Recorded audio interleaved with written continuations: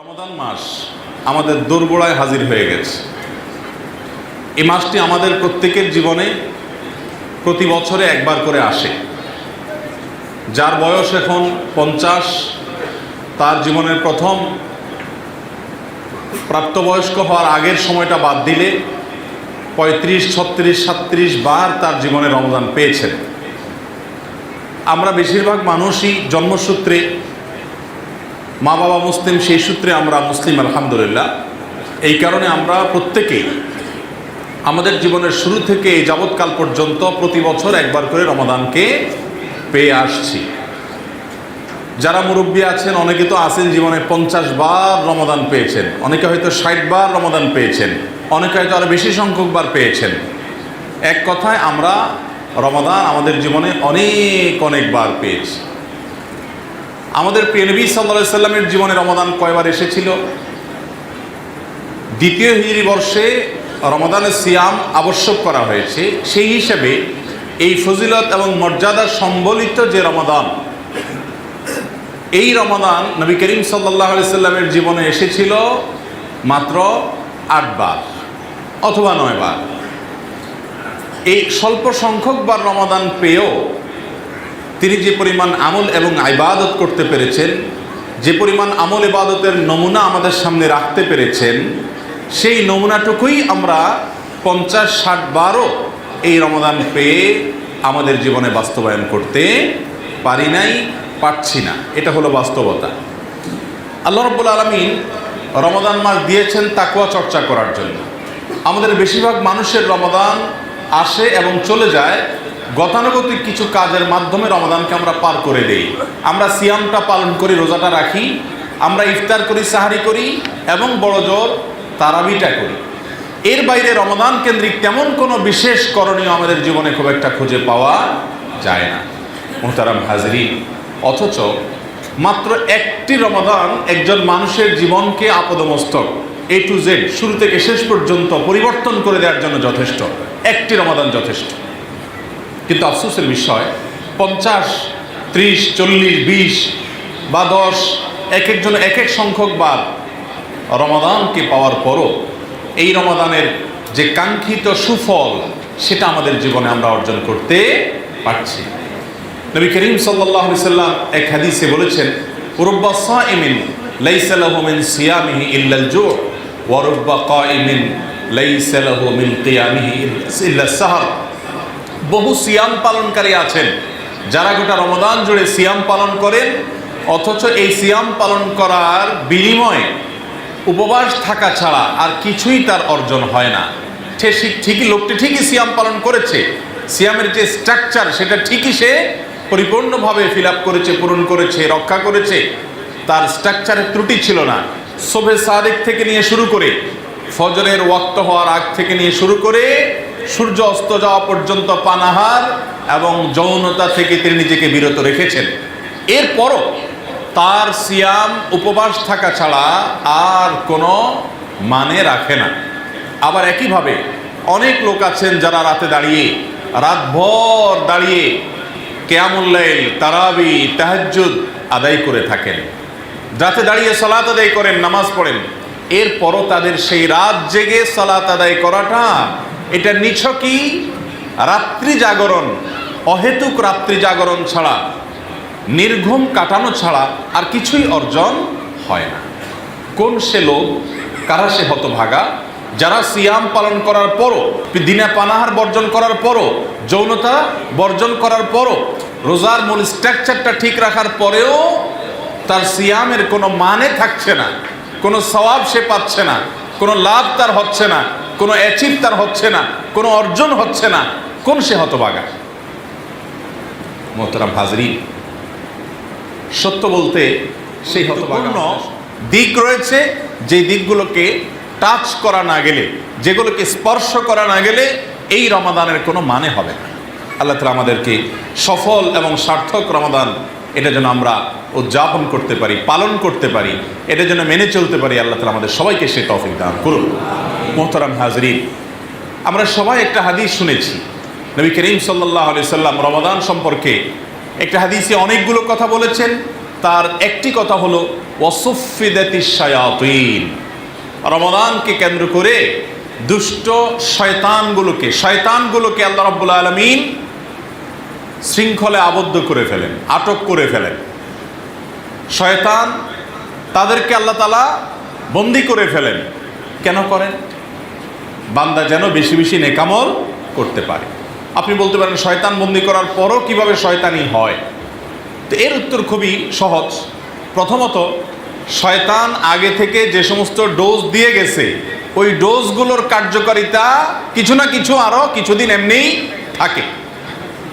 সেজন্য আগে যে ডোজগুলো আপনার আমার উপরে প্রয়োগ করে গেছে বন্দী হওয়ার আগে, ওইগুলোর প্রভাবেও কিছুটা খারাপ কাজ আমাদের মধ্যে থাকে। আর দ্বিতীয় কথা হলো, মানুষ শয়তানীয় কর্মকাণ্ড শুধু শয়তানের কারণে প্ররোচিত হয়েই একমাত্র করে তা নয়, বরং নিজের প্রবৃত্তির তাড়নায় তাড়িত হয়েও মানুষ কি করে? অন্যায় অপরাধ করে। তো যাই হোক, শয়তানকে আল্লাহ তাআলা শৃঙ্খলাবদ্ধ করেছেন। কেন? যাতে করে আমরা এটাকে সুবর্ণ সুযোগ হিসাবে গ্রহণ করে ইবাদতের পথে, নেকামলের পথে, আল্লাহকে সন্তুষ্ট করার পথে অগ্রসর হয়ে যেতে পারি। ব্যাপারটিকে আমরা ছোট একটা এক্সাম্পলের মাধ্যমে বুঝতে পারি। আমাদের বাসা বাড়িতে ছোট ছেলেমেয়েরা নিজেদের মধ্যে গন্ডগোল ফাসাদ টুকটাক করে। ধরেন আপনার দুইটা ছেলে আছে, একটা ছেলে বড় আর একটা ছেলে ছোট। এই ছোট ছেলেটার সাথে বড় ছেলেটা টুকটাক তাদের মধ্যে লাগালাগি হয়। ভাই ব্রাদার একসাথে থাকলে এরকম তাদের মধ্যে টুনটান, ঝগড়া, ফাসাদ, মারামারি এবং একটু আধটু এদিক সেদিক হয়। সাধারণত বেশিরভাগ পরিবারগুলোতে যেটা হয়, বড় ভাই বড় হওয়ার কারণে ছোটটা বা পিচ্ছিটার উপরে চড়াও হয়। পিচ্ছিটা বেচারা তেড়ামি করে ঠিকই, গোয়ার্তুমি করে ঠিকই, ঝগড়া করে ঠিকই, কিন্তু আবার মায়েরটাও ঠিক মতো খায়। কারণ বড়টা বড়, সেজন্য মায়ের তার সাথে সে ছোটটা কুলায় না। এটা হলো বাস্তবতা। তো বাবা মা যখন দেখে যে যখনই লাগে ওই বড়টাই মারামারি করে জিতে, ছোটটা দাঁড়ায় ভ্যাঁ ভ্যাঁ করে শুধু কাঁদে, তখন বাপ মার মায়া হয়। মায়া হলে এবার বাপ মা করে কি, মাঝে মধ্যে এক দুইবার ওই পিচ্ছিটার বেশি মন খারাপ হয়ে গেছে, ঝগড়াও করছে, ঝগড়া করে মায়েরও খাইছে, মায়ের খেয়ে হেরেও গেছে, এবার মা বাবার কাছে সে কান্নাকাটি করে, বড়টার ব্যাপারে নালিশ দেয়। তো মা বাবা ছোটটারে হেল্প করার জন্য একটা কাজ করে, সেটা হলো কখনো হয়তো গন্ডগোল লাগছে তো বড়টাকে ধরে ফেলে, বড়টাকে দুই হাত ধরে রেখে মা বাপ ইশারা দেয়, মানে তুমি এই চান্সে কিছু মেরে নাও। তো পিঠের উপরে দু চারটা দিয়ে সে নিজের মনের ঝাল মিটায় নেয়। মনের ঝাল মিটে গেছে এটা বুঝতে পারলে মা বাপ তাকে আবার ইশারা দেয় পালায় যাও, এরপরে বড়টারে ছেড়ে দেয়। এই দৃশ্য আমাদের বাসা বাড়িতে হয় কি হয় না? ইবলিস আমাদের চাইতে বড়, তার জন্ম, তার সৃষ্টি আমাদের আগে, আর আমরা তার চাইতে ছোট এবং আমরা অনেক দিক থেকে তার চাইতে দুর্বল। যদিও আল্লাহ তাআলা কাইদার শয়তানে দাইফা বলেছেন, শয়তানের ফাঁদগুলোকে দুর্বল বলেছেন, কিন্তু পৃথিবীতে নলেজ বলেন, ইতিহাস বলেন, অভিজ্ঞতা বলেন, বয়স বলেন, সব দিক থেকে ওই যে বড় ভাইয়ের মতো ইবলিস হলো আমাদের থেকে ওই সমস্ত দিক থেকে এগিয়ে। তো আমরা ইবলিসের সাথে পারি না, আমাদের সাথে তার কুস্তি হয়, কুস্তি। এই কুস্তিতে বেশিরভাগ সময় ইবলিস জিতে, আমরা খুব কমই জিতি। একজন কবি বলেছিলেন, আরে ये কুস্তি তো হয় অমর ভর কি, কবি ও দাবালে কবি তু দাবালে। ইবলিসের সাথে তোমার যে লড়াই, এই লড়াই তো আজীবনের লড়াই। কখনো সে তোমাকে পরাস্ত করবে, কখনো তুমি তাকে পরাস্ত করে ফেলবে। একদিন সে ফজরের তোমার জামাত মিস করে দিবে, সালাত মিস করে দিবে, আরেকদিন তুমি তাহাজ্জুদ থেকে জেগে থেকে তাহাজ্জুদ পড়ে আদায় করে তাকে তুমি হারিয়ে দিবে, তুমি জিতে যাবে। তো এই লড়াই তো আজীবনের লড়াই। কিন্তু এই লড়াইয়ে বাস্তবতা হলো যে ওই বড় ভাই ছোট ভাইয়ের মতো আমরা বেশিরভাগ সময় হেরে যাই, ইবলিস বেশিরভাগ সময় জিতে যায়। আল্লাহ তাআলা অভিভাবক হিসেবে দেখেন যে আমরা দুর্বল, নানা কারণে আমরা পেরে উঠতে পারি না।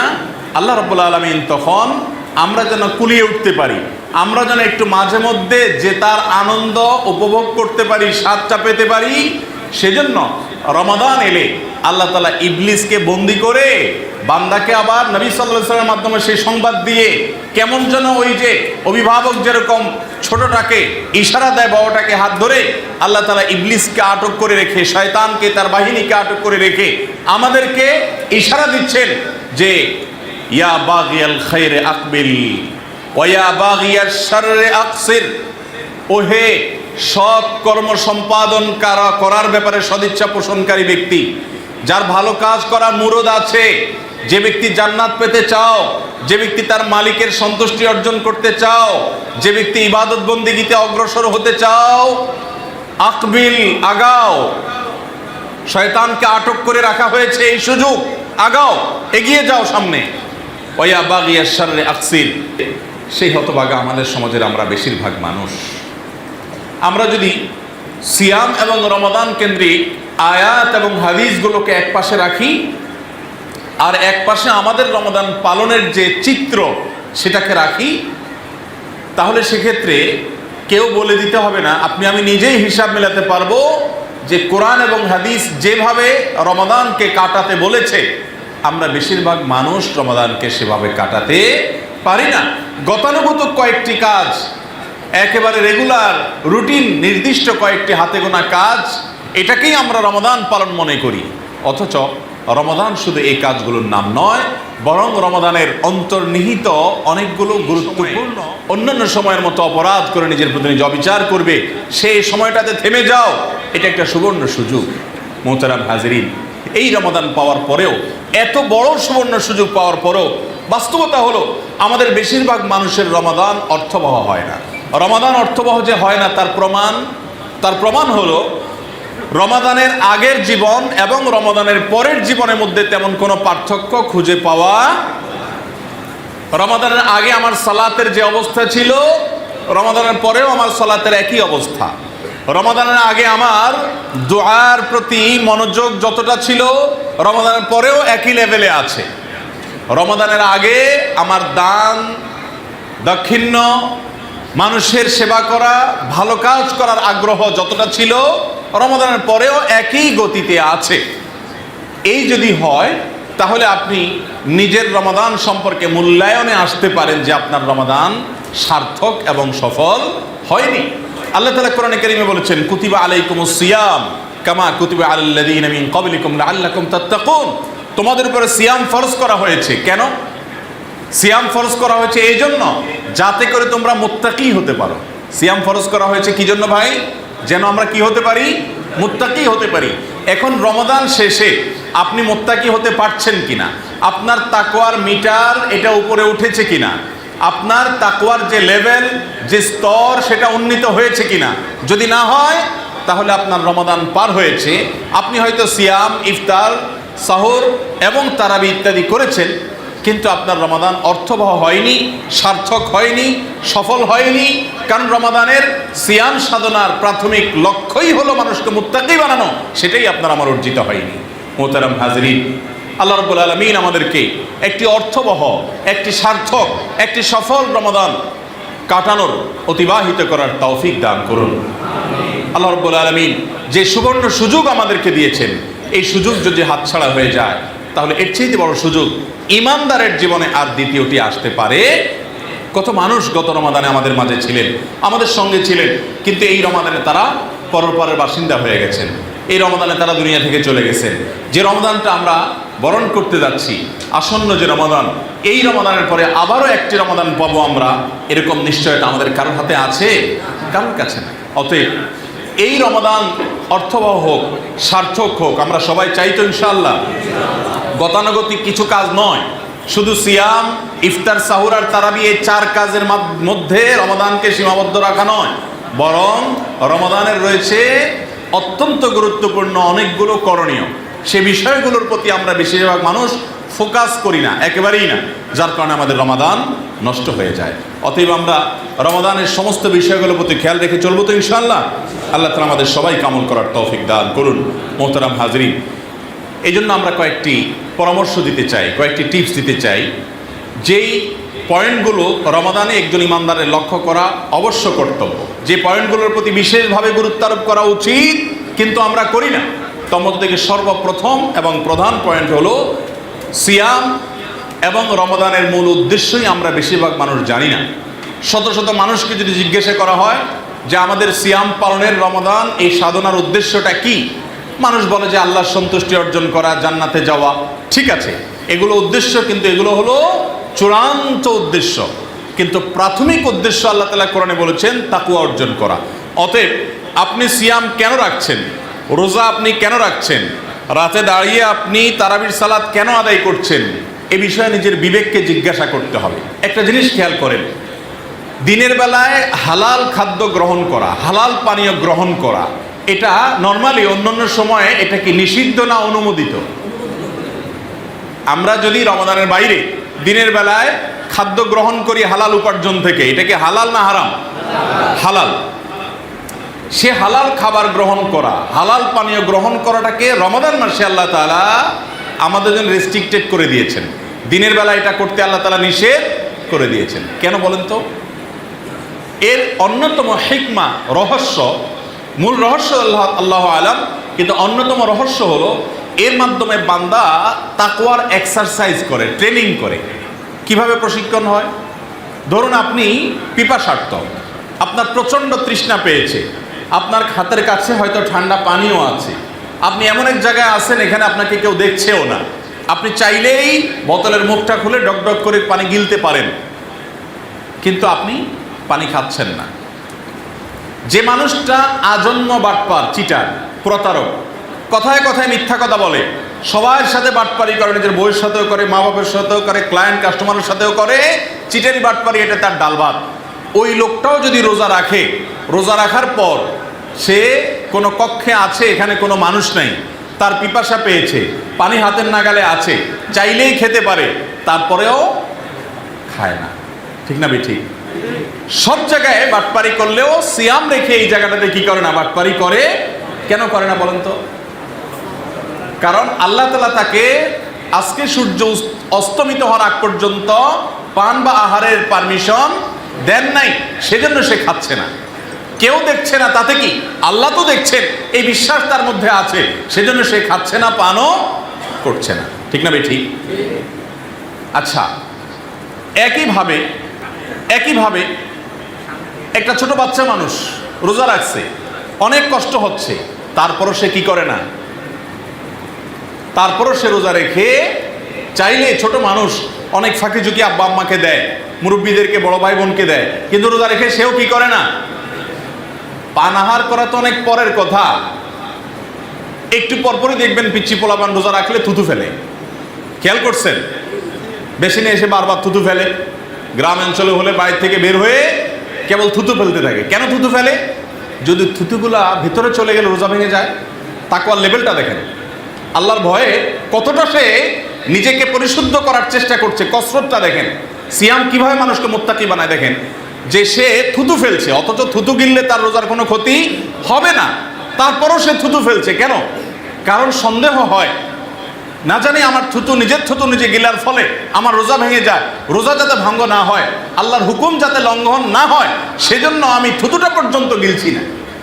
ঠিক না ঠিক?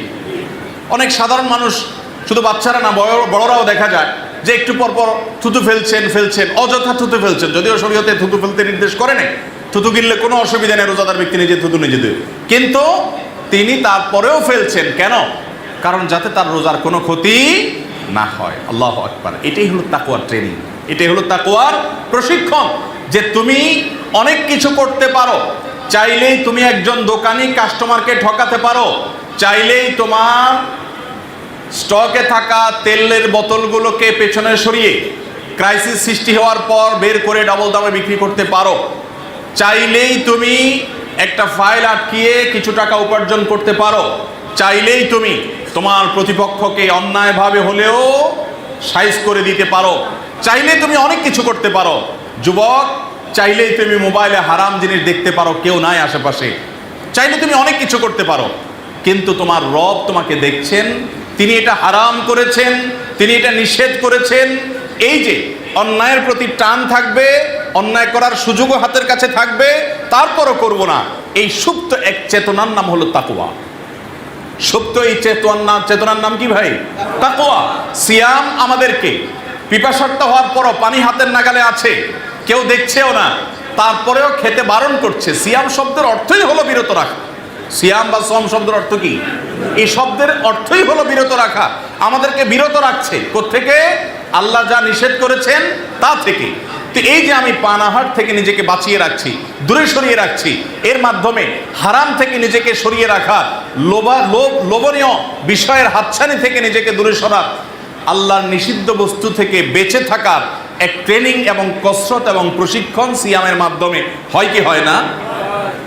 আমরা যদি একটু লক্ষ্য করি দেখব গোটা পৃথিবীতে যত অন্যায় হয়, যত অপরাধ হয়, যত পাপাচার হয়, যত খুন খারাপি হয়, যত দুর্নীতি হয়, যত আর্থিক কেলেঙ্কারি হয়, যত রকমের অপরাধ প্রবণতা মানুষের মধ্যে হয়, এই সবগুলো হয় মৌলিকভাবে দুটি কারণে।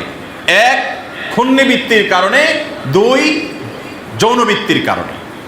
মানুষের ক্ষুধা এবং তৃষ্ণা নিবারণের তাড়নায়, অর্থাৎ পয়সার জন্য মানুষ অন্যায় করে। আরেকটা হলো যৌন চাহিদাকে অন্যায়ভাবে চরিতার্থ করবার জন্য মানুষ কি করে? অন্যায় করে। আর এই দুটি বিষয়কে আল্লাহ তাআলা রমাদান মাসে সিয়ামরত অবস্থায় নিষেধ করেছেন। খেয়াল করেন, আল্লাহ তাআলা চাইলে তো বলতে পারতেন রমাদান মাসে দিনের বেলা ঘুমানো যাবে না, বলতে পারতেন কিনা? ঘুমটা তো আল্লাহ তাআলা হারাম করেন নাই। রমাদান মাসে দিনের বেলা সিয়ামরত অবস্থায় কোনো জাগতিক কাজ করা যাবে না, আল্লাহ চাইলেই সেটা করতে পারতেন, তা তো করেন নাই। লক্ষ্য করেন, আল্লাহ দুটি বিষয় নিষেধ করেছেন, পানাহার এবং যৌনতার চর্চা। এই যৌনতা এবং পানাহার, এই দুটি বিষয়কে আল্লাহ তাআলা কি করেছেন? নিষেধ করেছেন। কেন ভাই বলেন? এর মূল উদ্দেশ্য হলো রমাদানের বাইরে সামগ্রিক জীবনে আপনার আমার দ্বারা যত অপরাধ হতে পারে, এই সবগুলো ওই যে পয়সার নেশায় আর ওই যৌনতার তাড়নায় বেশিরভাগ এবং মৌলিক অপরাধগুলো হয়ে থাকে। গোটা রমাদান জুড়ে আপনার যৌনতা এবং আপনার এই ক্ষুধা এবং তৃষ্ণার চাহিদাকে কন্ট্রোল করার, নিয়ন্ত্রণ করার, ক্ষুধা থাকলেই আমি খাবো না, হাতের নাগালে থাকলেও খাবো না, পিপাসা থাকলেও খাবো না, এই ট্রেনিং আপনাকে রমাদান মাসে আল্লাহ দিচ্ছেন লাআল্লাকুম তাত্তাকুন, যাতে করে রমাদান পরবর্তী জীবনে এরকম লোভ আসবে, আপনি ঘুষ খেতে পারেন, অভাবও আছে, অর্থের টানও আছে, তারপর আপনি খাবেন না। হারাম আপনি করতে পারেন, তারপর আপনি করবেন না আল্লাহর ভয়ে। এই প্রশিক্ষণটা আমাদেরকে সিয়াম দেয়, অবিরত দিচ্ছে, তারপর আমরা নিচ্ছি না। আর এই মানুষগুলোর সম্পর্কে নবীজি বলেছেন, রুব্বা সাইমিন লাইসা মিন সিয়ামিহি ইল্লাল জু। কত রোজাদার আছে, বহু সিয়াম পালনকারী আছে, যার সিয়াম থেকে উপবাস থাকা ছাড়া আর কোনো অর্জন হয় না, কোনো অ্যাচিভমেন্ট হয় না, কোনো লাভ হয় না, কোনো তার উপকারে আসে না। তার সিয়াম পালন করাটা নিছকে উপবাস থাকা হয়। তৃষ্ণা এবং ক্ষুধার কষ্ট সে করে অযথা, এটার কোনো লাভ হয় না ভাইরা আমার। ওয়ারুব্বা কাইমিন লাইসা লাহু মিন কিয়ামিহি ইল্লা সাহার। কত মানুষ আছে রাত জেগে দাঁড়িয়ে তাহাজ্জুদ আদায় করে, তারাবি আদায় করে, হয়তো দীর্ঘ তারাবি পড়ে, হয়তো অনেক রোনাজারি করে, হয়তো অনেক সময় নিয়ে করে, সবই হয়তো ঠিক আছে, কিন্তু তারপরও তার এই রাত্রি জাগরণ, নিছকি নির্ঘুমে রাত কাটানো, এটা অর্থহীন, এটার কোনো সওয়াব তার আমল নামায় জমা হয় না।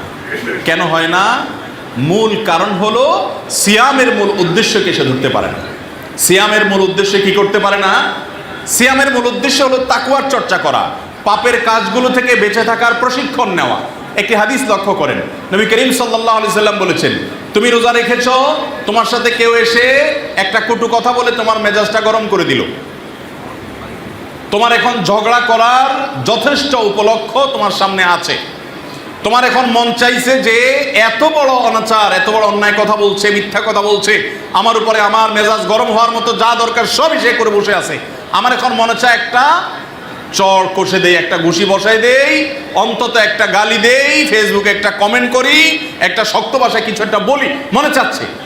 কিন্তু তুমি লোকটা রোজাদার, তুমি তখন কি করবা? নবী করিম সাল্লাল্লাহু আলাইহি সাল্লাম বলেছেন, রোজাদার ব্যক্তির সাথে কেউ যদি ঝগড়া করে, কেউ যদি অন্যায় আচরণ করে, কেউ যদি তার প্রতি তাকে গালি দেয়, তাকে কষ্ট দেয়, সে জবাবে বলবে ফালিয়াকুল ইন্নী সাইম, সে জবাবে বলবে, ভাই তুমি বেঁচে গেলে, তুমি বড় কপালালা মানুষ, এতগুলা গালি দিলা, এতগুলা অন্যায় করলা, আমার প্রতি অবিচার করলা, আমি তোমাকে এখন পিষে ফেলতে পারতাম, বাট আমি রোজাদার।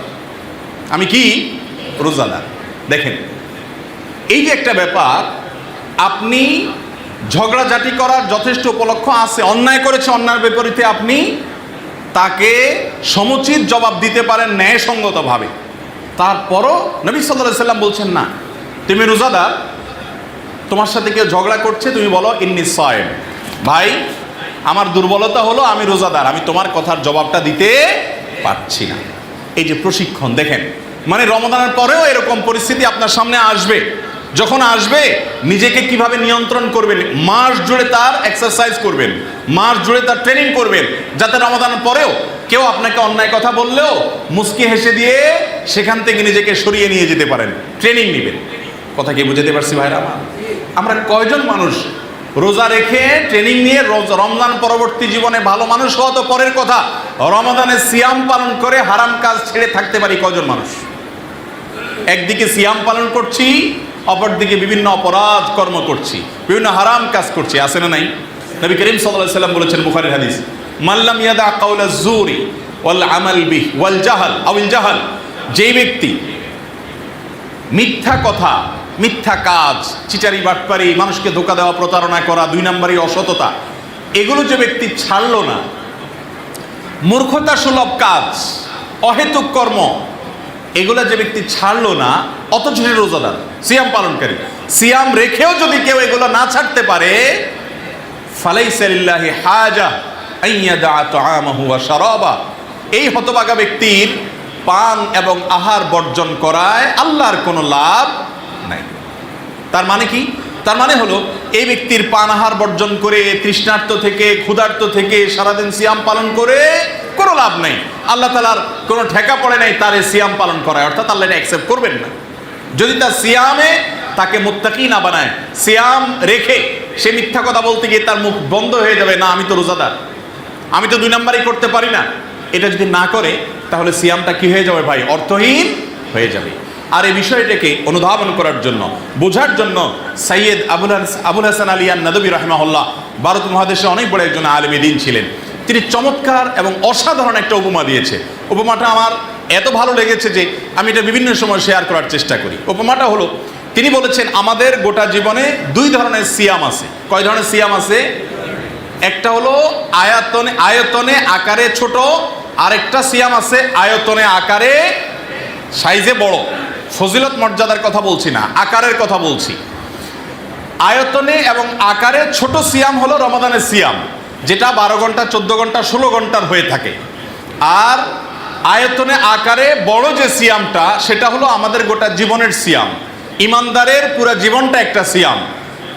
রমাদানের সিয়ামটা শুরু হয় শবে সাদিক থেকে, জীবনের সিয়াম, জীবনের রোজাটা শুরু হয় প্রাপ্তবয়স্ক হওয়া থেকে। রমাদানের সিয়াম শেষ হয় সূর্য ডুবে গেলে, জীবনের সিয়াম শেষ হয় জীবনের সূর্য ডুবে গেলে। রমাদানের সিয়াম রেখে অনেক কাজ করা নিষিদ্ধ, জীবনের সিয়ামেও আল্লাহ তাআলা অনেক কিছু নিষিদ্ধ করে রেখেছেন। রমাদানের সিয়াম যদি কেউ ঠিকঠাক মতো পালন করতে পারে, নবী সাল্লাল্লাহু আলাইহি সাল্লাম বলেছেন লিসাইমি ফারহাতান, রোজাদার ব্যক্তির জন্য 2টি আনন্দ আছে ভাই। কটি আনন্দ? 2টি আনন্দ আছে। একটি আনন্দ ফারহাতুন ইনদা ফিতরি, একটি আনন্দ সে পায় হলো ইফতারের সময়। রোজাদার ব্যক্তি একটা আনন্দ পায় কখন? ইফতারের সময়। ওয়া ফারহাতুন ইনদা লিকাই রাব্বি, আরেকটি আনন্দ রোজাদার পাবে সেদিন যদি তার রবের সাথে সাক্ষাৎ করবে। জান্নাতে স্পেশাল গেট থাকবে, রাইয়ান তার নাম থাকবে, ওই গেট দিয়ে শুধু সিয়াম পালনকারী, রমাদানকে হেফাজতকারী, যথাযোগ্যভাবে রমাদান পালনকারী ব্যক্তি প্রবেশ করবে। সেই মর্যাদা লালন করবে যখন রবের সাথে সাক্ষাৎ হবে যেদিন, সেদিন সে যে আনন্দিত হবে, সে আনন্দ তার হবে তার আসল আনন্দ। কিন্তু রোজাদারের দুনিয়াতে একটা নগদ আনন্দ আছে, সেটা হলো ইফতারের সময়। আচ্ছা একটু খেয়াল করেন তো, ইফতার মানে নাস্তা। ইফতার মানে কি ভাই? নাস্তা। সারা বছর জুড়ে আমরা নাস্তা করি না? করি না। সারা রাত না খেয়ে থেকে, অর্থাৎ এশারের আগে বা রাতে খেয়ে আমরা শুয়ে পড়ি, 6, 7, 8, 9, 10 ঘন্টা পরে, অনেক সময় 12 ঘন্টা পরে সকাল 7টা, 8টা, 9টা আমরা নাস্তা করি। রোজা তো একই জিনিস প্রায়। শবে সাদিক থেকে নিয়ে সূর্যাস্ত পর্যন্ত হয়তো 1-2 ঘন্টা বেশি আপনি উপবাস থাকেন এখানে। সারা রাত না খেয়ে সকালে নাস্তা খাওয়ার সময় আপনার কাছে একটু ভালো তো নিশ্চয়ই লাগে, ক্ষুধা দূর হলে ভালো তো সবারই লাগে। কিন্তু রোজা রাখার পর সন্ধ্যার সময় যখন ইফতারি সামনে নিয়ে বসেন, মুয়াজ্জিনের আজান শোনার পর, সূর্য অস্তমিত হয়েছে এটা জানার পর যখন আপনি ইফতার করেন, ইফতার করার সময়, ইফতার করার পরে, ইফতার করার আগের যে আনন্দঘন মুহূর্ত, যে তৃপ্তি, যে ভালো লাগা, এটা সকালের নাস্তায় জীবনে কখনো কল্পনাও করা যায়? সকালের নাস্তার কথা কি বলবেন? সারা জীবনের কোনো খাবারে, সারা জীবনের, সারা লাইফের যত আকর্ষণীয় খাবার খেয়েছেন, কোনো খাবারে ওই তৃপ্তি, ওই আনন্দ, ওই অবর্ণনীয় স্বাদ এটা পাওয়া যায় না ইফতারের সময় যেটা পাওয়া যায়। ঠিক না ভাই? ঠিক। হাদিসে নবী সাল্লাল্লাহু আলাইহি ওয়াসাল্লাম সেই কথাই বলেছেন, এটা আল্লাহর দেয়া একটা বরকতি আনন্দ যেটা আপনি অন্য সময় পাবেন না। এখন মূল জায়গায় আসি। রমাদান মাসের সিয়াম যারা রাখে, আমাদের বাসা বাড়িতে বিশেষ করে ছোট ছোট বাচ্চারা যখন রোজা রাখে, এই যে বাচ্চাটার মতো বাচ্চারা, ছেলেরা যখন রোজা রাখে, মেয়েটা যখন রোজা রাখে, ধরেন দুই ভাই একসাথে রোজা রাখলো, রোজা রাখার ফলে আছে না পোলাপান, কিছু আছে অধৈর্যশীল, কিছু আছে মাশাআল্লাহ খুব ধৈর্যশীল। যেটা একটু অধৈর্যশীল ওইটা দেখা যায় যে এই 9টার পর থেকে শুরু করে, আব্বু আর কয় ঘন্টা, আম্মু আর কতক্ষণ বাকি, বলে আরে মাত্র সকাল শুরু হলে, বের বলো কি তুমি, তার মানে এই সন্ধ্যা পর্যন্ত থাকতে হবে? ও আমার তো ক্ষুধা পাইছে। অস্থির করে কি করে না? 10টা বেজে গেছে, দাদার কাছে যায়, দাদা আর কতক্ষণ দেখো তো, দাদু আর কতক্ষণ বলো তো, ভাই আর কতক্ষণ বলো তো, সবাইরে পাগল করে ফেলা। 11টা বাজার পরে ও যে ওর মারে বলে, দেখো আমি রোজা রোজা রাখতে পারবো না, আমি আর পারতেছি না, আমারে খাবার দাও। আছে না নাই? তো যদি সে অস্থির হয়ে যায়, কোনোভাবে রোজা রাখবে না, তার যদি হট মেজাজ হয়ে যাচ্ছে এরকম ভাব চক্কর দেখে, বাপ মা তাড়াতাড়ি দেখে, দরকার না বিশ্বযুদ্ধ, তাড়াতাড়ি করে বলে ঠিক আছে তুই খা, ভাত তরকারি দিয়ে দেয়, সেই খেয়ে না, রোজাটা ভেঙে যায়। খেয়াল করেন। কিন্তু আরেকটা ছেলে তারই ভাই, যার হয়তো তারও ক্ষুধা লাগছে কিন্তু একটু সহনশীল, আছে না এরকম? এরকম সহনশীল, যার কারণে সে দেখা যাচ্ছে সে রোজা যত কষ্টই হোক ভাঙবে না। চেহারা আস্তে আস্তে ফ্যাকাশে হয়ে আসতেছে, চোখ দুটো আস্তে আস্তে গড়তে চলে যাচ্ছে, মুখটা শুকিয়ে যাচ্ছে, ক্ষুধায় বোঝা যাচ্ছে যে আস্তে আস্তে দুর্বল হয়ে যাচ্ছে, মগর সে কি করবে না? রোজা ভাঙবে না। দুপুর পার হয়ে বিকাল গড়িয়ে এসেছে, আর চলে না শরীর, ছোট মানুষ পারে না। হয়তো কেউ বলতেছে যে ভেঙে ফেলাও ছোট মানুষ, না আমি রোজা ভাঙবো না, আছে না নাই? এবার দুইটার পরিণতিটা আসেন দেখি কি। যেটা সকালে রোজার ভাঙে 10টা বা 11টার দিকে, এর ভাগ্যে কি জোটে বলেন তো? কি খায়? মানে সে যে খাবারটায়, খাবারটার কোয়ালিটি, মান কি বলেন তো? আমি বলি এটার কোয়ালিটি হলো, মুসলমানের ঘরে ভালো খাবারের আয়োজন হয় দুই সময়, এক হলো সাহারির সময়, আর হলো ইফতারের সময় রমজান মাসে, ঠিক না? সাহারিতে মনে করেন মাছ রান্না হলে ভালো ভালো পেটির টুকরা টুকরা যা আছে এগুলো সাহারিতে খাওয়া শেষ, ওই কল্লা লেঞ্জা যেগুলো বাছা টাছা আছে ওইগুলো থাকে, কিন্তু খেয়াল করেন। গোস্ত যদি হয় তাহলে ভালো ভালো টুকরাগুলো, এগুলো সবগুলো সাহারিতে খেয়ে ঠেয়ে, টুকটাক যেগুলো হাড্ডি টাড্ডি আছে খাওয়া টাওয়ার মতো না ওইগুলো থাকে, কিন্তু বাসি এবং বাছাই করাগুলো থাকে। কিন্তু যে রোজা রাখতে পারলো না, ধৈর্য কুলাইলো না, ওর কপালে ওই বাসি তরকারি, পান্তা ভাত, বাছাই করা গোস্তের টুকরা হাড্ডি এবং লেঞ্জা এবং মাছের কল্লা, এই জাতীয় জিনিসপত্র দিয়ে কোনো রকম খায়া ও তৃষ্ণা ও মিটায়, ঠিক না? ঠিক। এবার আসেন একটু দেখি, যে রোজাটা কমপ্লিট করলো, সিয়ামটাকে যে কমপ্লিট করলো, শেষ পর্যন্ত নিয়ে যেতে পারলো, কষ্ট হয়েছে কিন্তু সে কষ্ট সহ্য করেছে, সে নিজের সঙ্গে সংগ্রাম করেছে, সে সিয়াম ভাঙে নাই, সিয়ামকে রক্ষা করেছে। আসুন দেখি তো তার ভাগ্যে কি জুটেছে। বিকেল পার হওয়ার পর গ্রাম বাংলার আবহাওয়া যদি বলি একরকম, শহরের আবহাওয়া আরেক রকম। গ্রাম বাংলারটাই বলি। গ্রামে দেখা যায় যে এরকম বাচ্চা যে রোজা রয়েছে, এখন আসর পার হয়েছে, মা এদিকে ভাজা পোড়া ভাজতেছে, শরবত, বাহারি বাহারি শরবতের আইটেম করতেছে, বিভিন্ন পদের নাস্তা তৈরি হচ্ছে, ইফতার তৈরি হচ্ছে, দাদা দাদি মুরব্বীরা বসে গেছেন ইফতার নিয়ে। এই বাচ্চাটাকে সবাই ডেকে এনে মাঝখানে বসায়, দাদা বলে আমার পাশে আসো, দাদু বলে না না আমার কাছে আসো। টানাটানি শুরু হয় কিনা দেখেন, টানাটানি শুরু হয়ে গেছে কিন্তু।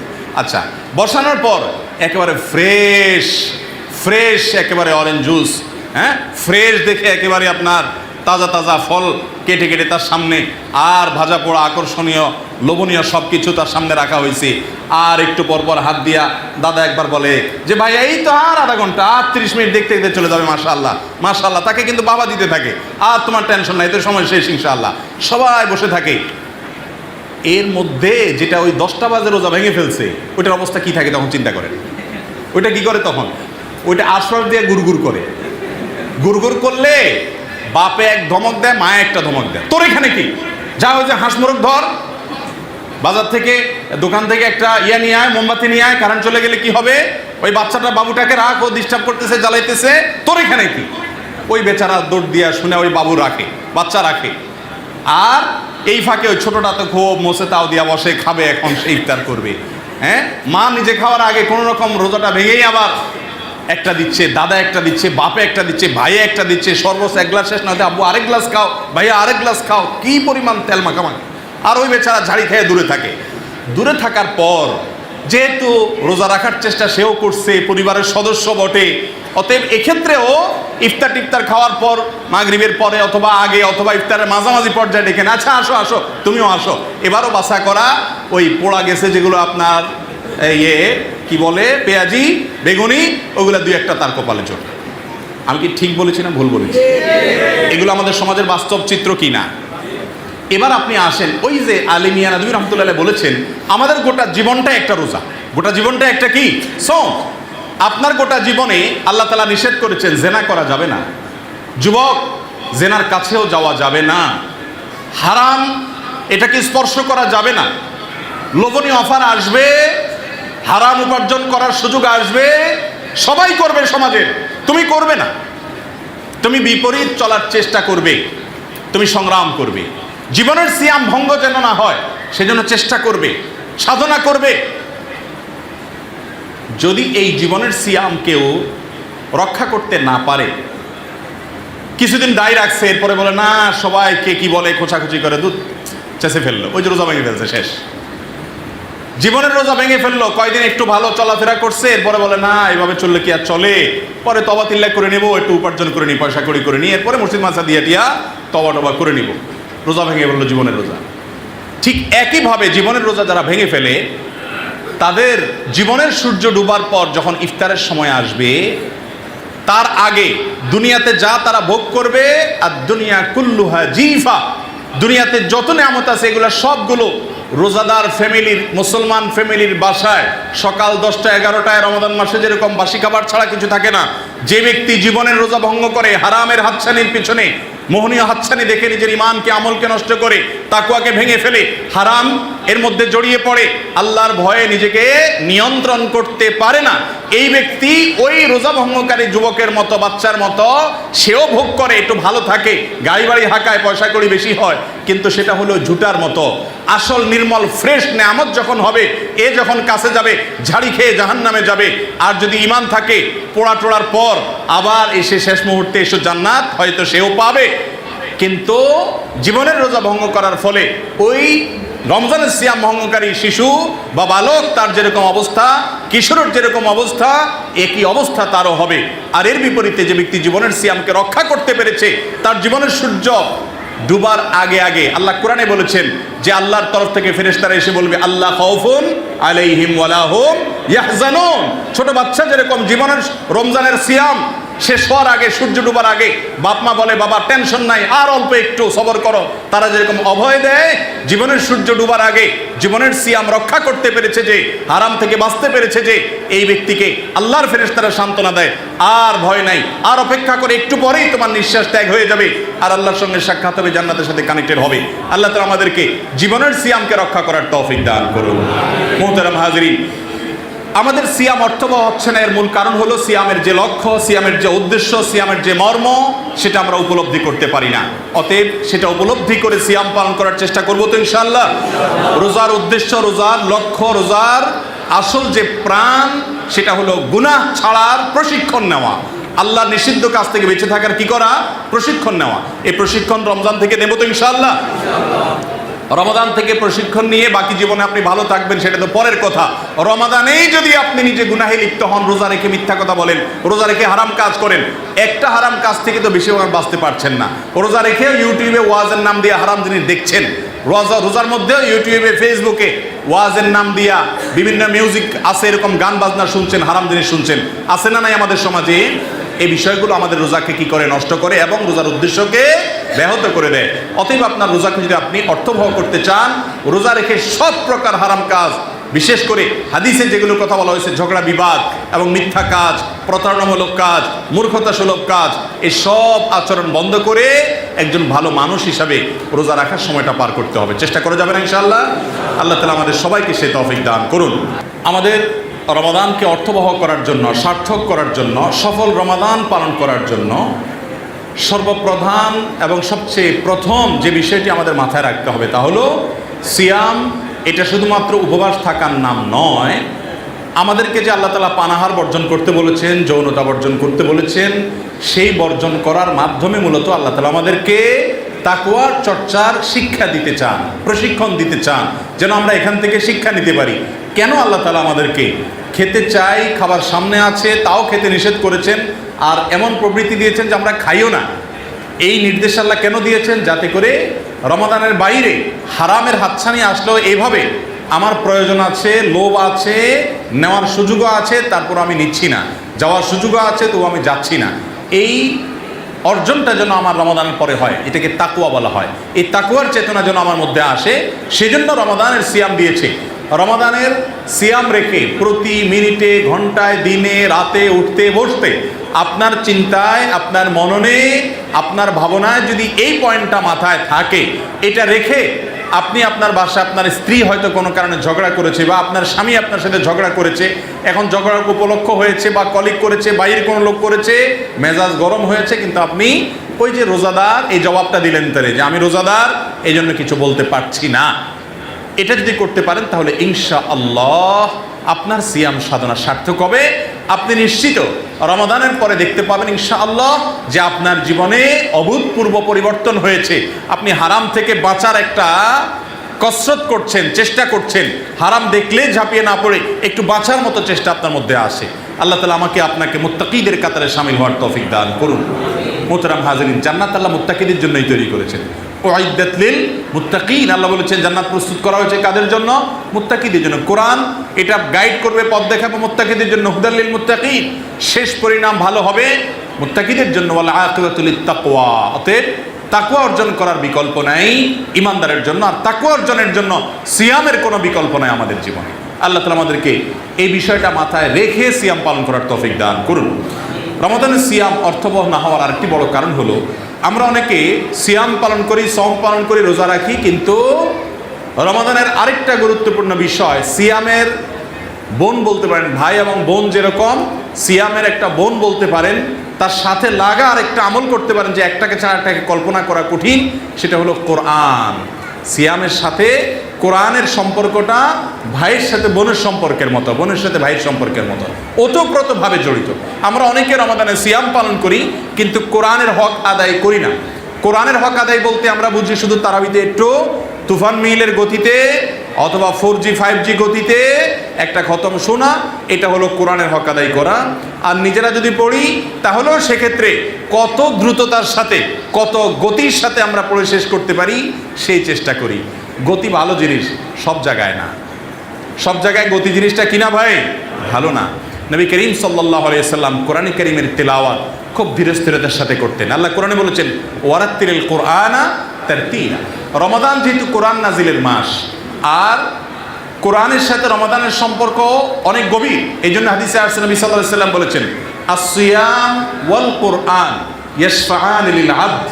কিয়ামতের ময়দানে দুটি ইবাদত আল্লাহর কাছে বান্দার হয়ে আল্লাহর কাছে আর্গুমেন্ট করবে, দাবি পেশ করবে, এই সাহস অন্য কারোর হবে না।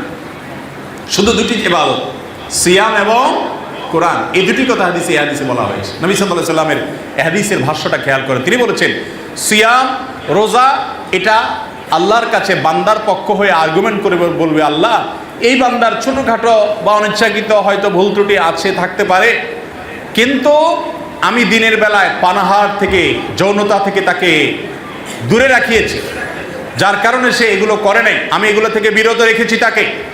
এগুলোর মাধ্যমে সে অন্যান্য হারাম কাজ থেকে বিরত থাকার ট্রেনিং নিয়েছে, চেষ্টা করেছে, তাকওয়ার চর্চা করেছে, এই কাজটা আমি তাকে করেছি। আমি যেহেতু তাকে পানাহার করতে দেইনি, যৌনতা চর্চা করতে দেইনি দিনের বেলায়, এই জন্য আজ আমি তাকে আযাবে নিক্ষেপ হতে দিব না, আপনি তাকে জাহান্নামে দিবেন না, আল্লাহ আমার সুপারিশ কবুল করুন।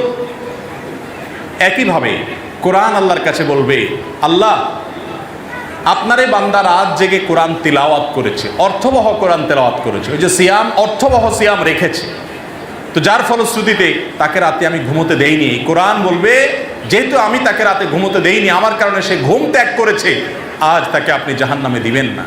এই জন্য ভাইয়েরা আমার, রমাদান মাসে কোরআনের সাথে আমাদের সম্পর্ক হওয়া উচিত সুনিবিড়, বিশেষ করে সিয়ামের সাথে কোরআনের সম্পর্ক নিবিড় হওয়ার কারণে এবং রমাদান মাসটা কোরআন নাজিলের মাস হওয়ার কারণে নবী করিম সাল্লাল্লাহু আলাইহি সাল্লাম কানা ইয়াতাদারাসুল কোরআন, কোরআনের মুদারাসা করতেন, তাদারুস করতেন এই রমাদান মাসে। জিবরিলের সাথে কোরআন শোনাশুনি করতেন।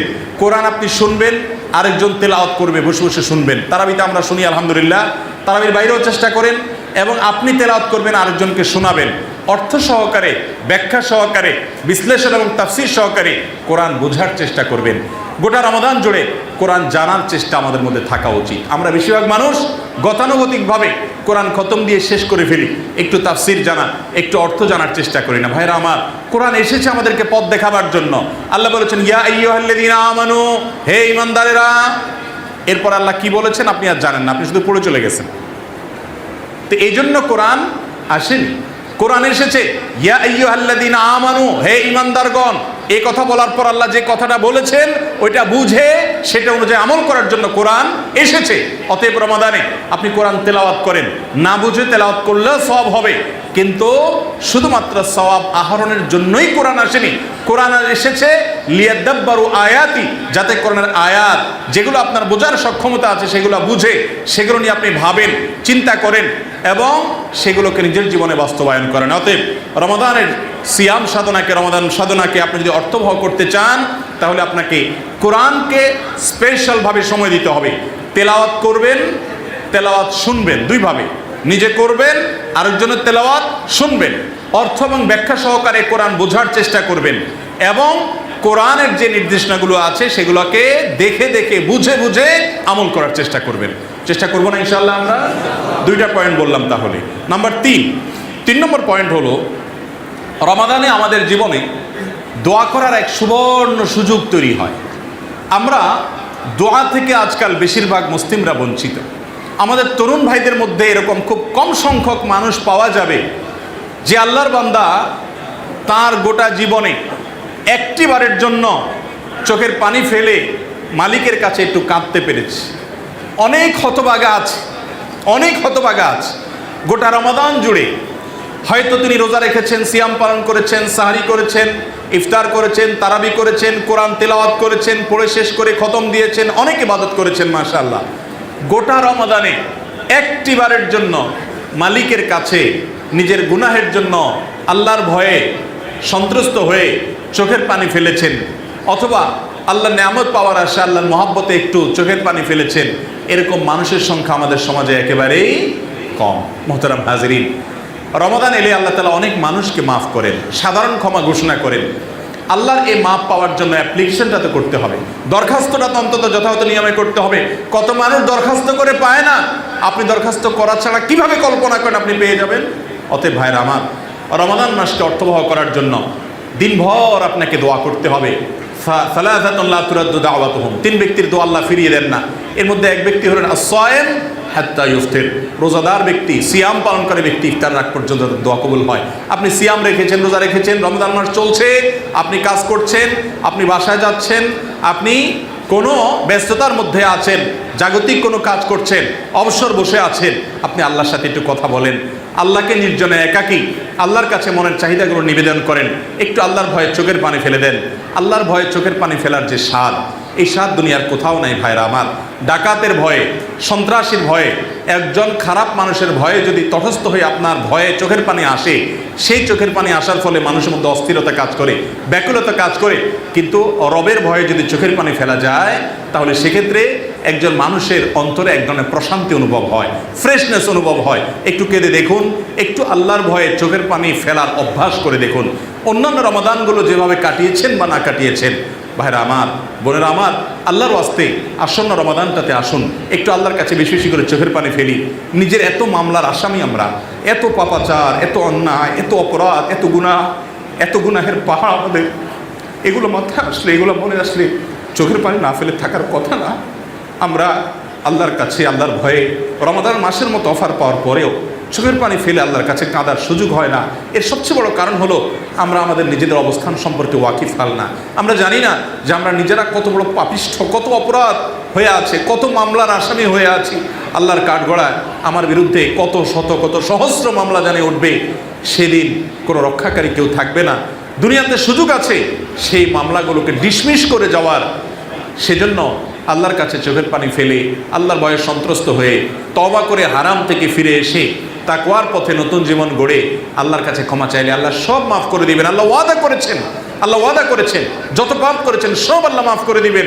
বান্দার হকগুলো বান্দার কাছ থেকে মাপ নেবেন, যথাযথ নিয়মে মাপ নেবেন, আর আল্লাহর হকগুলোর জন্য চোখের পানি ফেলে মাপ চাইবেন।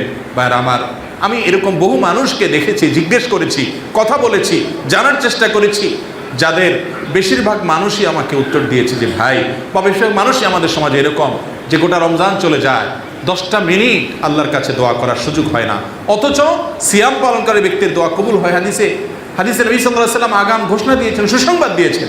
অতএব আমাদের সিয়ামগুলো অর্থবহ হচ্ছে না, আমাদের রমাদান আমাদেরকে মুত্তাকি বানাচ্ছে না। এর 3 নম্বর কারণ হলো দোয়া থেকে আমরা গাফেল, এবং দোয়া থেকে আমরা অনেক বেশি আজকাল উদাসীন। অতএব রমাদানে দোয়া করবেন দুটি সময়, এক দিনভর তো করবেনই, ইফতারের আগে বিশেষ করে দোয়া করবেন। ইফতারের আগে মেয়েরা ইফতারের প্রস্তুতি নিয়ে, আর আমরা পুরুষরা ইফতারি খাওয়ার জন্য মহড়া দিতে দিতে সময়টা চলে যায়, দোয়া করা হয় না। আর একটা সময় ভোর রাতের সময়টা, যখন আল্লাহ দুনিয়ার আসমানে নেমে এসে বান্দাকে ডেকে ডেকে তার চাওয়াগুলোকে পূরণ করেন, এত বড় সুযোগ বান্দার জীবনে আর কখনো আসে না। ভোর রাতের দোয়া এত গুরুত্বপূর্ণ একটা সময়। আফসোস যে বছর জুড়ে আমাদের দ্বারা এই সুযোগটা হয় না, আমরা ভোর রাতে উঠে দোয়া করতে পারি না। আমাদের তথাকথিত কর্মব্যস্ততা, আমাদের তথাকথিত জাগতিক সমস্ত কাজের চাপের কারণে এই টাইমে আমাদের ঘুমিয়ে থাকতে হয়, আমরা উঠতে পারি না। রমাদান মাস আমরা সাহারি খাওয়ার জন্য উঠি, সাহারি খাওয়ার জন্য আমরা সবাই উঠে থাকি, যেহেতু সাহারি গ্রহণের জন্য আমরা উঠে থাকি। অতএব এই ভোর রাতে আল্লাহর কাছে দোয়া করার যে সুবর্ণ সুযোগ, এই সুযোগটা রমাদান মাসে হাতছাড়া কোনো বুদ্ধিমান মানুষ করতে পারে না। এই জন্য ভাইরা আমার, সাহারি খেতে যখন উঠবেন 10টা মিনিট সময় হাতে নিয়ে একটু আগে সাহারিটা শেষ করে, অথবা সাহারি খাওয়ার আগে যদি হাতে থাকে সময়, তাহলে নির্জন কোনো একটা কক্ষে চলে যান। যে কক্ষে, যে রুমে কেউ নেই, দরজাটা বন্ধ করে দেন, নিজের গুনার কথা স্মরণ করে তওবা করে আল্লাহর কাছে একটু মাপ চান। বাড়ির ছাদে চলে যান, নির্জন কোনো জায়গায় চলে যান, মসজিদে যদি কেউ ওই সময় না থাকে মসজিদে চলে যান, একটু আল্লাহর কাছে চোখের পানি ফেলেন। আল্লাহ তাআলা আমাদের সকলকে রমাদানকে অর্থবহ করার জন্য বেশি থেকে বেশি আল্লাহর কাছে নিজের পাপাচারের কথা স্মরণ করে ক্ষমা চাওয়া, আল্লাহর নেয়ামতের কথা স্মরণ করে আল্লাহর মহাব্বতে চোখের পানি ফেলা, আল্লাহর কাছে দোয়া নিবেদন করার তৌফিক দান করুন। আমাদের অনেক ভাইরা আছেন কোরআন এবং হাদিস মোতাবেক চলার, সুন্নাহ মোতাবেক চলার চেষ্টা করেন, জীবনে বিশুদ্ধতার পথে চলার চেষ্টা করেন, কিন্তু দোয়া থেকে মাহরুম, দোয়া থেকে বঞ্চিত, দোয়া হয় না, দোয়া করা হয় না। সালাতের পরে সম্মিলিত দোয়া আপনি করেন না, আপনি আজকারগুলো পড়েন, কিন্তু আপনার জীবনে একাকী দোয়া করার সুযোগ যে সময়গুলোতে হওয়া উচিত, বিশেষ করে ভোর রাতের সময়, সিয়ামরত অবস্থায় সারাদিন ভর হাত তোলা ছাড়াও করতে পারেন মনে মনে আল্লাহর কাছে দোয়া, বিনা উজুতেও করতে পারেন আল্লাহর কাছে, যদি উজু করে করাটা উত্তম। অতএব এই কাজটি আমাদের রোজাকে, আমাদের সিয়ামকে, আমাদের রমাদানকে অনেক বেশি অর্থবহ করে দিতে পারে ইনশাআল্লাহ। অতএব সিয়াম রেখে রমাদান মাস জুড়ে দোয়া করার চেষ্টা করবো তো ইনশাআল্লাহ। নাম্বার 4 নম্বর সুযোগ হলো, 4 নম্বর যে কাজটির কারণে আমাদের সিয়ামটা অর্থবহ হচ্ছে না, সেটি হলো ইতিকাফের ব্যাপারে অবহেলা করা। রমাদানের অন্যতম একটা গুরুত্বপূর্ণ আমল হলো ইতিকাফ করা। নবী করিম সাল্লাল্লাহু আলাইহি ওয়াসাল্লাম রমাদানের সিয়াম ফরজ হওয়ার পর থেকে নিয়ে তার ওয়াফাত পর্যন্ত প্রতি বছর রমাদানের শেষ 10টি দিন মসজিদে তিনি ইতিকাফ করতেন। এক বছর তিনি রমাদানের শেষ দশক মসজিদে ইতিকাফ পূর্ণ করতে পারেননি, সেজন্য পরবর্তী বছর তিনি 20 দিন ইতিকাফ রেখেছেন, অর্থাৎ আগের বছরের 10 দিনকে পর বছর রেখে দিয়েছেন। এরপর ইতিকাফের এই আমলটিকে তিনি মিস করতে চান নাই। সুন্নাহ কোনো আমল, সাধারণত সুন্নাহ কোনো আমল, মুস্তাহাব কোনো আমলের বিবরণ কোরআনে সচরাচর দেয়া হয় না, খুব কম, রেয়ার। এগুলোর বিবরণ হাদিসে পাওয়া যায়। ইতিকাফ এমন একটা আমল যে আমলটার ব্যাপারে কোরআনে একাধিক জায়গায় আল্লাহ তাআলার বিধান সম্পর্কেও বলেছেন, এবং মসজিদকে পরিচ্ছন্ন করতে বলেছেন, হারামকে পরিচ্ছন্ন করতে বলেছেন। তার অন্যতম উদ্দেশ্য হলো ইতিকাফকারীরা যেন ইতিকাফ করতে পারে। এত গুরুত্বপূর্ণ আমল নবী করিম সাল্লাল্লাহু আলাইহি সাল্লামের জীবনে কখনো ইতিকাফের আমলটি একবারও ছুটেনি। আমি বলি, যে আমলটি নবী করিম সাল্লাল্লাহু আলাইহি সাল্লামের জীবনে একবারও ছাড়েননি, আমাদের সমাজে বেশিরভাগ মুসলমানদের জীবনে সে আমল একবারও করা হয়নি। যে আমলটি নবীজি সাল্লাল্লাহু আলাইহি সাল্লাম কখনো ছাড়েননি, সে আমল আপনি জীবনে কখনো করেননি, আপনার চাইতে হতভাগার কে হতে পারে বলেন? নিজের শত্রুর সাথেও তো এরকম বৈপরীত্য মানুষের জীবনে থাকে না। ভাইরা আমার, রমাদান মাসের শেষ দশকে ইতিকাফটা কীরকম আমি বলি।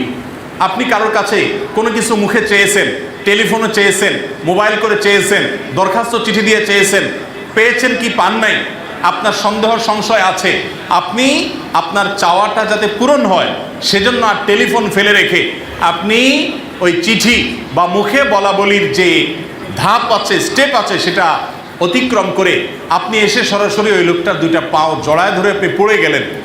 এই চাওয়াটা যেরকম রমাদানের প্রথম দশকে আল্লাহর কাছে দোয়া করলেন, ইবাদত বন্দেগী করলেন, তাকওয়া চর্চা করলেন, সে দ্বিতীয় দশকে করলেন, এরপরে তৃতীয় দশক যখন আসছে, রমাদান শেষ হয়ে যাচ্ছে, আগামী বছর বাঁচবো কিনা জানি না, এই ভয় থেকে, এই চিন্তা থেকে আপনি আর আল্লাহর কাছে শুধু সাধারণ চাওয়া নয়, আল্লাহর ঘরে গাট্টি বুসকানি এসে পড়ে গেলেন। এই বিষয়টি অনেকটা ওই যে কারোর পায়ে পড়ে গেলেন যেরকম, ওই রকম আবেগঘন একটা ইবাদত ভাইরা আমার। এই আমলটি আমাদের সমাজে সবচেয়ে বেশি অবহেলিত। রমাদানের যে আমলটার প্রতি অবহেলা সবচেয়ে বেশি, অথচ এই আমলটার গুরুত্ব ফরজ আমলের পর সবচেয়ে বেশি। এত গুরুত্বপূর্ণ আমল যে নবী করিম সাল্লাল্লাহু আলাইহি সাল্লাম ছাড়েননি, তার স্ত্রীগণ ছাড়তেন না। আমাদের দেশে মহিলারা, তাদের করা তো অনেক পরের কথা, পুরুষরা পর্যন্ত ইতিকাফ করে না। আমরা আজকাল এত ব্যস্ত হয়ে পড়েছি যে আমাদের মসজিদগুলোতে লোক দিয়ে, টাকা দিয়ে আমরা ইতিকাফের জন্য লোক রাখি। অর্থাৎ ইতিকাফটা একটা বোঝা, আল্লাহ একটা বোঝা দিয়েছেন, এই বোঝার দায় থেকে মুক্ত হওয়ার জন্য টাকা দিয়ে হারাম পদ্ধতিতে আমরা লোক রাখি ইতিকাফের জন্য। ভাইরা আমার, ইতিকাফ হলো আল্লাহর পথে যাওয়ার, আল্লাহর কাছাকাছি যাওয়ার এক সোপান, সিঁড়ি। এর চাইতে বড় মোক্ষম সিঁড়ি সেজদা ছাড়া দ্বিতীয়টা হওয়া কঠিন। এত গুরুত্বপূর্ণ একটা বিষয় হলো ইতিকাফ। এটাকে আমরা আমাদের জীবনে হেলায়, এটাকে আমরা অবহেলা করে এটাকে দূরে সরে রাখছি এবং এটাকে আমরা পালন করছি না। ভাইরা আমার, ইতিকাফ এমন একটা আমল যে আমলের স্বাদ আপনি নগদ পাবেন। আমি সবসময় বলি, তিনটি ইবাদতের স্বাদ একেবারে নগদ মানুষ অনুভব করতে পারে। তার একটি হলো ইতিকাফ, আরেকটি হলো সেজদা, আর হলো আরাফাতের ময়দানের দোয়া।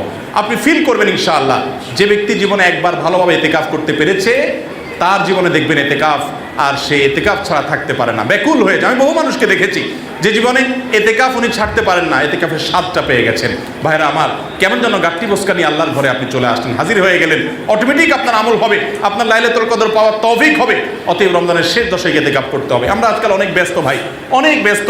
আমি ছাড়া আমার ব্যবসা চলে না, আমি ছাড়া আমার প্রতিষ্ঠান চলে না, আমি ছাড়া আমার সংসার চলে না, কিন্তু আমার মৃত্যুর পর আমি ছাড়া সব কিছুই চলবে, হয়তো আমার চাইতে আরো ভালোভাবেও চলবে।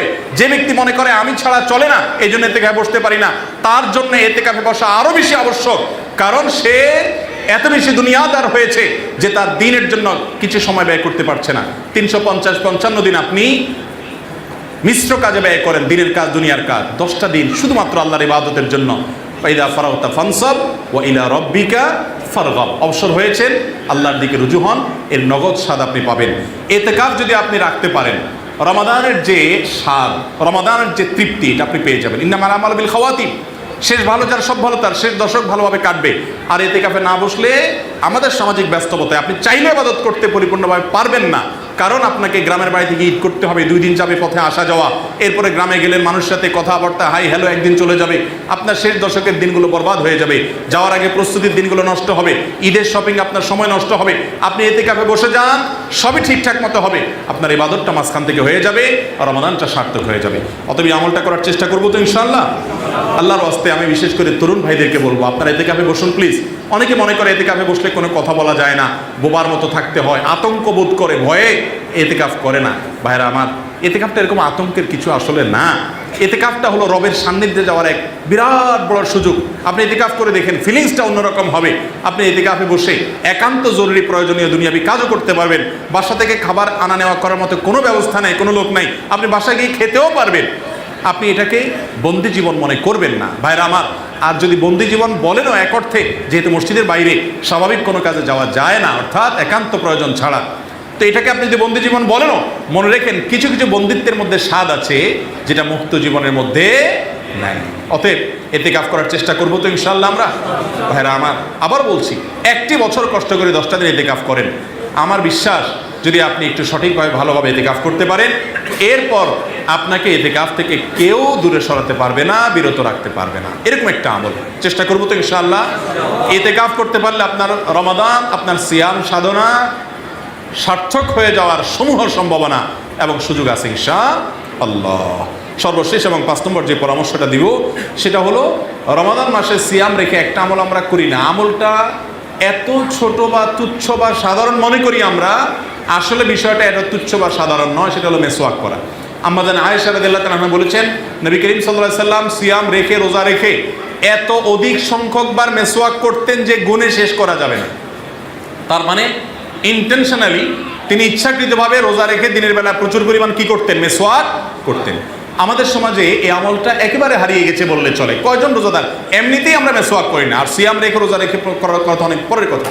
নবী করিম সাল্লাল্লাহু আলাইহি সাল্লাম যে আমলগুলোর আগে বলেছেন যে এই আমলগুলো কষ্টকর না হলে আমার তোহম, আমার উম্মতকে আমি নির্দেশ করতাম, এই আমলগুলো সাধারণ কোনো আমল না ভাইরা। মেসওয়াককে আমরা মনে করি দাঁত পরিষ্কার করার মাধ্যম, না, এটা ভুল। শুধু এটা নয়, দাঁত পরিষ্কার করার মাধ্যম বটে, কিন্তু এটা দাঁত পরিষ্কার করার উপকরণ ছাড়াও অনেক অনেক উপকার এবং অনেক অনেক কল্যাণের দিক এখানে আছে। নবী সাল্লাল্লাহু আলাইহি ওয়াসাল্লামের জীবনের সর্বশেষ আকুতি ছিল মেসওয়াক। আব্দুর রহমান রাদিয়াল্লাহু তাআলা আনহু বাসায় প্রবেশ করেছেন আয়েশা রাদিয়াল্লাহু তাআলা আনহার। নবী সাল্লাল্লাহু আলাইহি ওয়াসাল্লাম তার দিকে ইশারা দিলেন, অর্থাৎ তার হাতে থাকা মেসওয়াকটা চাচ্ছিলেন, সেটা দিয়ে তিনি মেসওয়াক করলেন, তারপর তিনি দুনিয়া থেকে গেলেন। মেসওয়াক নবী সাল্লাল্লাহু আলাইহি ওয়াসাল্লাম বাসায় যখন ঢুকতেন, বাসায় ঢুকতে কি কাজ করতেন? সর্বপ্রথম আয়েশা রাদিয়াল্লাহু তাআলাকে জিজ্ঞাসা করেছেন কেউ যে নবী সাল্লাল্লাহু আলাইহি ওয়াসাল্লাম বাসায় ঢোকার পর প্রথম কোন কাজ করতেন? উনি বলতেন যে মেসওয়াক করতেন। এই হাদিস যেদিন জেনেছি তারপর থেকে আমি বাসায় ঢোকার পর একটু মেসওয়াক করার, অন্তত হাদিসের উপর আমল করার জন্য হলেও চেষ্টা আমি করেছি। আমাদের সমাজে এগুলো জানাশোনাও নেই। আচ্ছা, বাসায় ঢোকার পর কোরআন তেলাওয়াতের সময়, সালাতে দাঁড়িয়ে, রোজা রেখে দিনের বেলা, এরকম আরো অনেক জায়গা আছে যে জায়গাগুলোতে মেসওয়াকের নির্দেশ নবী সাল্লাল্লাহু আলাইহি ওয়াসাল্লাম করেছেন। সেখানে আপনি দাঁত পরিষ্কারের কোনো বিশেষ কারণ বা রিজন খুঁজে পাবেন না। এখান থেকে বোঝা যায় দাঁত পরিষ্কার করা শুধু নয়, মেসওয়াকের সাথে ইমানের একটা সুনিবিড় সম্পর্ক আছে। নবী সাল্লাল্লাহু আলাইহি ওয়াসাল্লাম এরপরে অনেক বেশি গুরুত্ব আরোপ করেছেন সুনানুল ফিতরা। তো সিয়ামরত অবস্থায় রমাদান মাসে বিশেষভাবে রোজা রেখে ঘন ঘন মেসওয়াক করতে হবে, এটা সুন্নাহ এবং বিস্তৃত এবং হারিয়ে যাওয়া সুন্নাহ। আল্লাহ তাআলা আমাদেরকে এই আমলগুলোর মাধ্যমে আমাদের সিয়াম সাধনাকে, আমাদের গোটা রমাদানকে অর্থবহ করার তৌফিক দান করুন। আবার বলছি, এক নজরে প্রথম কাজ হলো রমাদান মাসে আমাদেরকে সিয়ামের লক্ষ্য, উদ্দেশ্য, তাকওয়া চর্চা, সেটি মাথায় রাখতে হবে এবং একটু পরপরই স্মরণ করতে হবে যে আমার দ্বারা সিয়াম রেখে কোনো হারাম কাজ যেন না হয়। হারাম থেকে বাঁচার যে কসরত, যে চেষ্টা, যে প্রচেষ্টা, এটা যেন আমার জীবনে থাকে, তাহলে ইনশাআল্লাহ সিয়াম অর্থবহ হবে। দ্বিতীয়ত হলো আমাদের সিয়ামের পাশাপাশি কোরআনকে বিশেষভাবে সময় দিতে হবে, যেভাবে বলেছি যেভাবে। আর তৃতীয়ত হলো দোয়া করার যে সুবর্ণ সুযোগ রমাদানে আছে, আমরা অনেকেই এই হাতিয়ারটা ব্যবহার করি না, এটাকে ব্যবহার করতে হবে সঠিকভাবে, অধিক পরিমাণে। এবং চতুর্থত হলো রমাদানের শেষ দশকে এতে কাফের ভার বিশেষভাবে যত্নবান হতে হবে, যেটাকে আমরা খুব অবহেলা করি। আর 5 নম্বর হলো মেসওয়াক সিয়াম রেখে করা খুব তুচ্ছ এবং সাধারণ জিনিস মনে করি আমরা করি না, অথচ এটাকে গুরুত্বের সাথে করা উচিত। নবী করিম সাল্লাল্লাহু আলাইহি সাল্লাম বারবার করতেন, আপনি একবারও করবেন না, কিভাবে হতে পারে? আল্লাহ তাআলা আমাদের সকলকে এমন একটা রমাদান কাটানোর তৌফিক দান করুন যে রমাদান আমাদেরকে রমাদান পরবর্তী জীবনে মুত্তাকি হতে শেখায়, তাকওয়াবান করে, তাকওয়ার পথে অগ্রসর করে। আল্লাহ তাআলা আমাকে, আপনাকে, আমাদের সবাইকে রমাদানের এই সুবর্ণ সুযোগকে সর্বোচ্চ সদ্ব্যবহার করার তৌফিক দান করুন।